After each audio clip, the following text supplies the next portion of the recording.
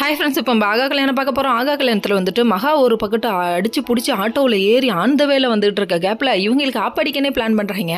யாரா அதுன்னு பார்த்தா அனாமிக்கா. எப்படியோ நம்ம வந்துட்டு நிப்பாட்டிட்டோம்ப்பா மகாவை, மகா இந்த பூஜையில் கலந்துக்கல, அது வரையும் நமக்கு சந்தோஷங்கிறாங்க. வில்லத்தனத்தில் இது குட்டி வில்லியாக இருக்க மாட்டுக்கு, இது அங்கிட்டு தூக்கி போடணுமோ வேரோட கிள்ளியறது தான் மகாவுக்கு நல்லது. இது ஒரு பக்கம் தெரியாமல் நம்ம மகாவை கண்டமேனிக்கு பேசுகிறாங்க. அதாவது இந்த பூஜையை நிப்பாட்டுறதுக்கு பிளான் பண்ணுறா அப்படிங்கிறாங்க, இப்படிங்கிறாங்க, என்னென்னமோ பேச்சுங்க. கடைசியில் ஐஸ்வர்யா நான் பூஜையில் உட்காரலன்னு சொல்லிட்டு எந்திரிச்சதுக்கப்புறம் நீ எதுவும் ட்ராவல் பண்ண முடியாதுமா, நீ பூஜையில் யாரும் உட்காருமான்னு சொல்லிட்டு ஒரு வழியாக உட்கார வச்சிட்டாங்க. அதுக்கப்புறம் மகா அடிச்சு பிடிச்சிக்கிட்டு வர விஷயத்த சொல்கிறாங்க, வீட்டில் நடந்த விஷயத்தை எல்லாத்தையும் சொல்கிறாங்க.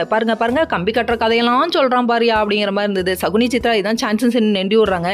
எப்படி ஒருத்தர் உங்களுக்கு ஃபோன் பண்ணாங்களாம், அங்கே போனால் நம்பர் சுவிச் ஆஃபாக இருக்கும் அப்படி இப்படின்னு சொல்ல அப்படியே மகாவுக்கு லுக்கு எங்கே போணுச்சு தெரியுமா, சூர்யா மேலே தாங்க போச்சு. ஆமாங்க, சூர்யா முன்னாடி தான் ஸ்பீக்கர் போட்டு பேசினாங்க. நடந்ததெல்லாம் கேட்டு அந்த மனுஷனே சப்போர்ட் பண்ணலன்னா எவ்வளோ கோவம் வரும். ஒரு கட்ட பொண்டாட்டி புகுந்த வீட்டில் அசிங்கப்பட்டால் கண்டிப்பாக நீங்கள் கேட்கணும்ப்பா, இப்போல்லாம் இருக்கக்கூடாதுப்பா அப்படிங்கிற மாதிரி இருக்குது. என்ன பண்ணுறது, இவங்க வீட்டில் வந்து வாக்கப்பட்டு வாழ்க்கையை அழிச்சது தான் மிச்சம்னு சொல்லிட்டு மகாவோட ரியாக்ஷன் இருக்குது. இதெல்லாம் ஒரு பக்கம் இருக்குது. சரின்னு சொல்லிட்டு நல்லபடியாக உட்காந்து பூஜை பண்ணிங்கப்பா, சந்தோஷம்ப்பா அப்படின்ட்டாங்க. நம்ம காயத்ரி ஒரு பக்கம் உட்காரக்கூடாதுன்னு நினச்சி வேண்டிகிட்டே இருந்தாங்க, நடக்கல. கடைசியில் ராஜலட்சுமி நல்ல வேலை நீங்கள் உட்காந்துட்டீங்கிறாங்க. கடைசியில் இவங்களுக்குள்ள கூடு விட்டு கூடு பாஞ்சிச்சோ ஆவி மாற்றி நினச்சிக்கிறாங்க. இவங்களோட கேரக்டர் இது இல்லையே அப்படிங்கிற மாதிரி இருக்குது. அது மட்டும் இல்லைங்க, நம்ம மகா சூர்யாவை முறைக்கிறத பார்க்கணுமே. ஓகே.